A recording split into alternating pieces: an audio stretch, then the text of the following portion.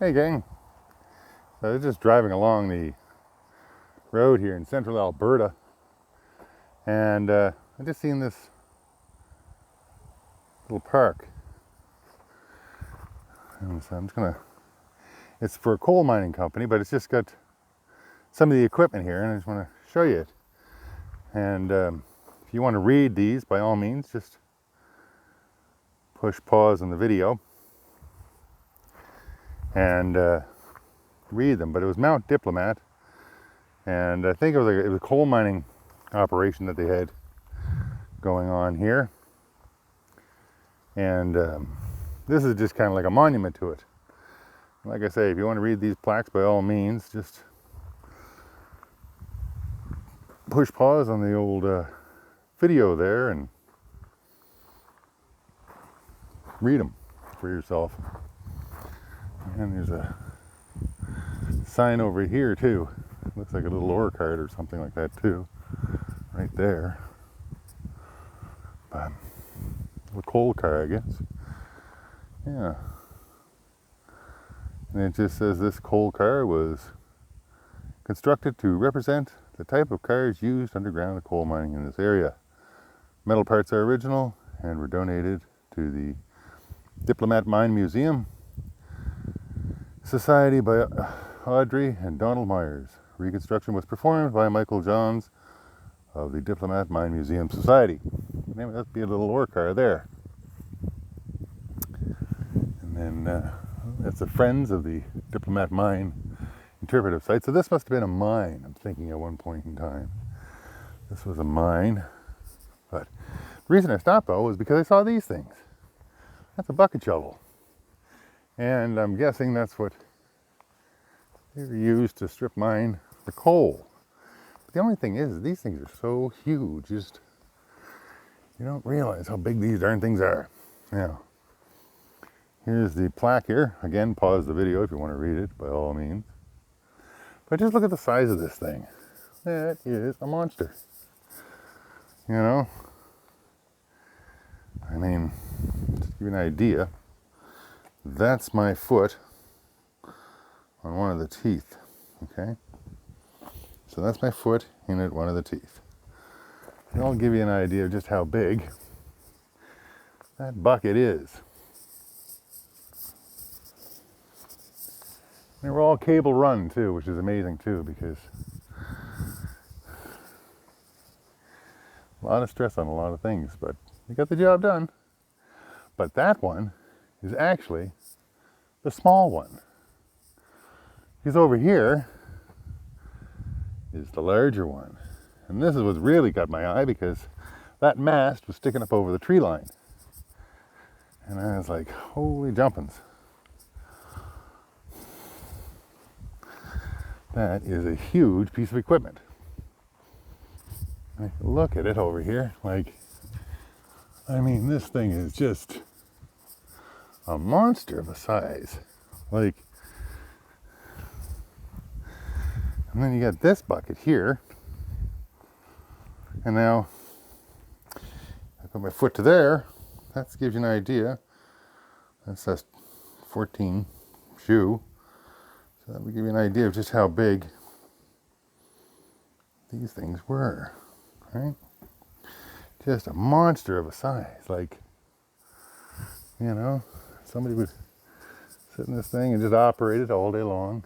Look at that thing, eh? Look at the size of that mast. It's just monstrous. And your big pulley system, right, to make the bucket work. And the way these things would work is they'd scoop the coal in here, but if you look at the back, that is actually hinged. That whole area back there is hinged, and they dump it out that way, because what they would do is you would scoop with this, and then when you were dumping it, see this back here? They'd pull up on the back, and then it would go up like this, and then the back door would open, and it'd just dump it all out. And then they go back and they'd scoop up another load.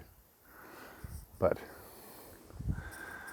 just the iron in it, the size of it is just amazing, because it's like, when you look at it, it's just a monster of a thing. Right? And then Even like over here, look at these tracks. These are huge tracks. Look at this. Huh, that's my hand on that one little pad there, right? Now let's back out. Just have a look at that size of that thing. Look. The birds are all in there. You can hear the birds flying around. They all made it into a home. Of course they would. But yeah, look at that, eh?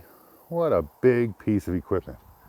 Like absolutely huge. Let's have a closer look at the gearing of this thing. Look at that, look. You think all this would move. Like, that's what gets me about these pieces of equipment. They're so big and heavy. You would think like, like imagine the torque on that joint, right? Like, and it might not be a lot, maybe, but comparatively, to the size of the steel and all that, but still it's amazing that it's all functional, eh? Look at this. And they got 2 tracks in the back, and then you got these 2 tracks here in the front. And it's all gear driven too, right? It's just all gear driven. And manufactured by Marion Steam Shovel Company of Marion, Ohio, USA. And then here's the plaque on it. I want to read up on that. Just pause the video. But look underneath this thing, eh? Look at the steel in this thing, eh? Like, it's a monster. But and it was completely functional, they would just, gather up the coal with it, but it's just amazing the size of these pieces of equipment, right? Like, look at that, eh? Look at the size of that thing. That says, what did it say? Forestburg Rolleries Limited, Diplomat Mine. But yeah, it's a monstrous thing. And over here,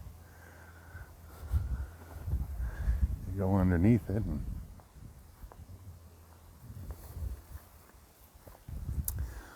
they got a warning because they've coated the thing with chemicals so it doesn't rust. Remember, this big old thing's just sitting out all in the middle of a field all by itself. Looks like some of the corrosion, or some of the protection's coming off there, but anyways. But yeah, look at all this, eh? Look at the size of this thing, big drive shafts. And when you imagine when this thing was working right now, look at all the little hand valves, and I imagine there was probably a lot you had to know to run this thing, because it looks almost like an old steam train or something. There's just so many different valves and gears, and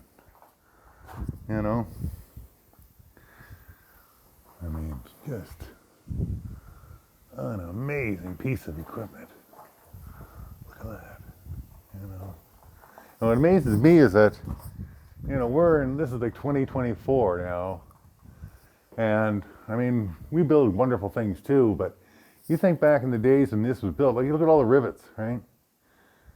Some poor person had to rivet this whole thing together. This is all hand done. This is not, there's no machine to manufacture this. This is all hand done, While those rivets were being popped in, maybe some guy was telling his buddy, like, I gotta move, or me and the wife are leaving town, or or something, right? Like, there's a conversation for every rivet, and these guys are working, putting this thing together.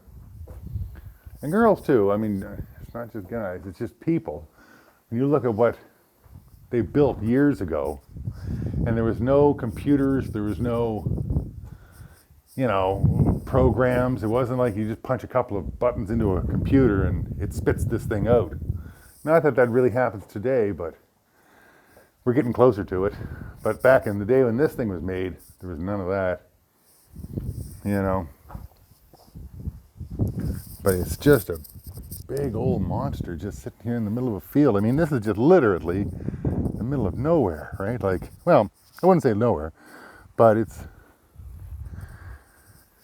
just off the highway. You'll see, if that, if you were coming down, say, I think it's Highway 405A, I think is the highway. Maybe I'm wrong, but I think it is 405. Anyways, you'll see the mast sticking out of the top of the trees. But look at this thing. What a size. What a size. The birds are all living in it. You can hear them all fluttering around there because I'm stirring up the neighborhood. I guess they must have put that in later on, a little walk around, but I ain't going on it. But look at that. All the old riveting. You know. Can you imagine, eh? This thing would just, and I bet you this thing probably ran just as smooth as silk when they got her up and running. When everything was operational on her. Look at those gears, eh? But I'll bet you she just ran as smooth as silk. Scooping up the coal all day long. You know. And I'm thinking this is like some type of a steering mechanism. And I think when you steered it, that gear would spin. And I think, because it's like a screw here, right? It's threaded like a screw. And that there would ride the screw, so they would turn it in, and that would turn these wheels this way, or if they turned it the opposite direction, then it would turn the wheels out. So that's how they would steer this thing, because they're on all the wheels here, if you notice. Or not wheels, the tracks rather. But yeah, look at that, eh? All the gearing in this thing.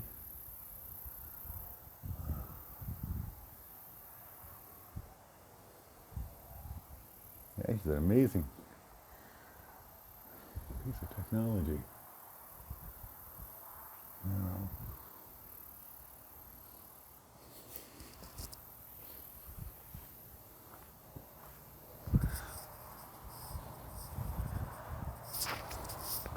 That is just huge. And it comes down to this bucket. And even this bucket, I mean, this is a monster of a thing.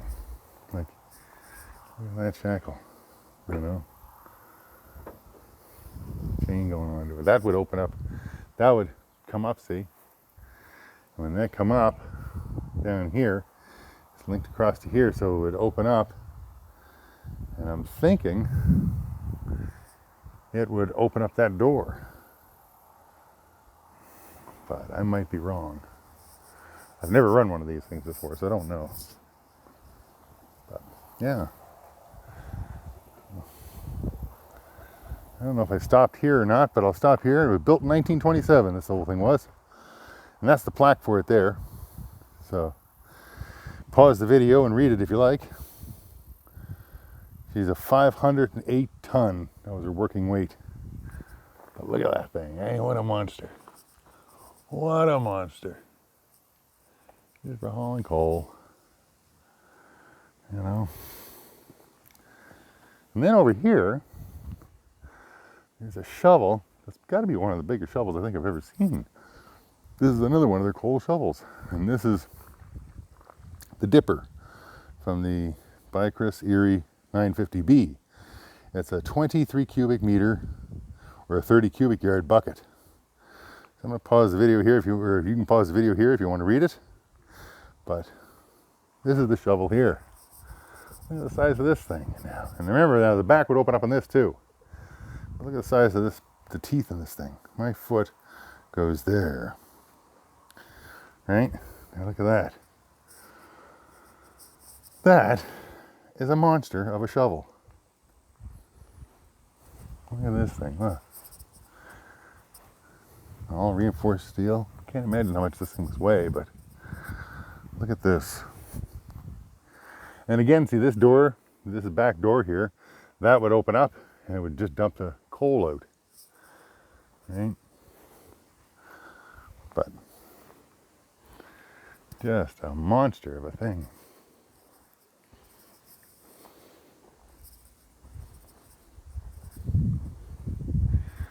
Just huge.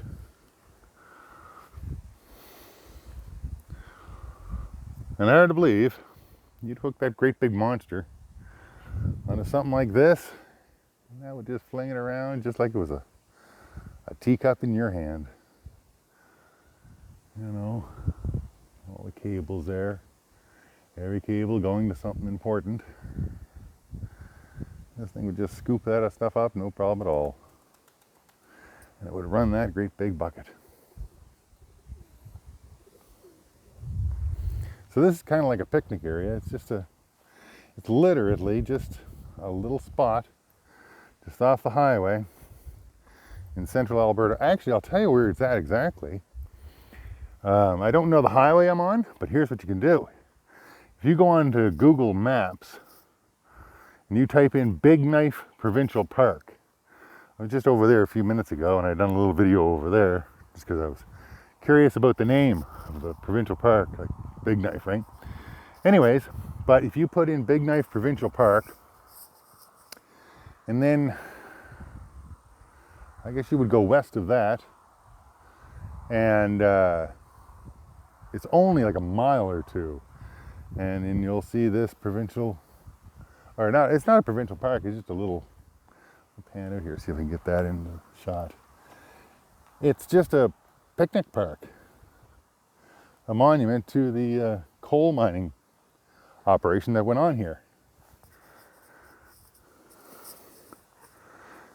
Just want to see if I can get this thing right in the shot, just to give you an idea of how big that thing is. It's just, I'm just amazed that it's just holds together. That's what gets me about it all. Like, think of the weight of that thing. And I know all the steel's all reinforced and it's all, you know, all hardened steel and everything else, but boys, oh Bill, that's a lot of weight there when it moves around. Anyways, hope you enjoyed this video. And like I say, if you look up Big Knife Provincial Park, and you'll see this. And actually, you know what? Let's go look around right quick here and see if I can find a... Well, this is the Friends of the Diplomat Mine Interpretive Center. That's one thing about this here now. Let's see if we can find a little plaque here that might give us our location. Oh, we already done the coal car. That was like, you know. Let's just have a look. What's this sign say here? Just historical resources, provincial historical resources. No. Just pause the video and you can read it there, but yeah, okay. So it's just out in the middle of nowhere. It's just about a mile from the Big Knife Provincial Park. Yeah, seen that sticking over above the trees. I'd stop by. Glad I did. I hope you enjoyed it too. Actually, before I leave, just for giggles, because I'm not gonna be back for a little while. I just want to see something else. While I'm here, just before I left, I just realized something else here. See if we can just have a closer look at how underneath here operated. Because that's got a great big gear there. Look at that. That thing swung around. It says here that was manufactured in South Milwaukee, Wisconsin in 1944. There you go. But yeah, look at this thing. This is just all the gearing into that too. Because I figure, why not enjoy it, right? Before we leave here and end the video, take a few extra seconds and just have a little closer look at. This is a smaller one, right? You can, comparative to that monster over there, it's the smaller of the two. But we might as well just take our time and have a quick look underneath here. It's very cool. I'm just amazed that when you Think of the world that this saw when it was being built. This is built in 1944. I'll bet you all, they were putting this together, there's some conversations about the war and the war effort and how life was going for them, and hoping your family members and stuff come back home safely and all that, you know? That's what I love about this whole stuff. So much history to it. There's one other thing I want to have a quick look at. I just noticed that over here. And I don't know what this is. So, just gonna see what this little plaque here is. Commemorating 100 years of Bish family in Alberta. 6 generations since 2005. Bish Brothers Coal Mines, 1907 and 1949. Austin, W.E. Amelia, Barnberg, Bish, and 7 of their 10 children came to this area from Ashland, Oregon, to Homestead, Ontario. Northwest 64115 in 1905. 3 sons put down roots here, farming and coal mining. Huh, the Bish family. Oh, God love them. It looks like a little trail over here too. A little bridge, and a little walkabout, I guess. Walk over here, see it's a little bit of a area there, I guess. You can stroll over here. Okay, here's like, the highway is right there. I guess you can walk along the trail and stuff. There's a car down the highway, but yeah, might not take a walk down there today, but that's another video for another day. But I just wanted to come by and just see this heavy equipment. That was kind of cool to see it, and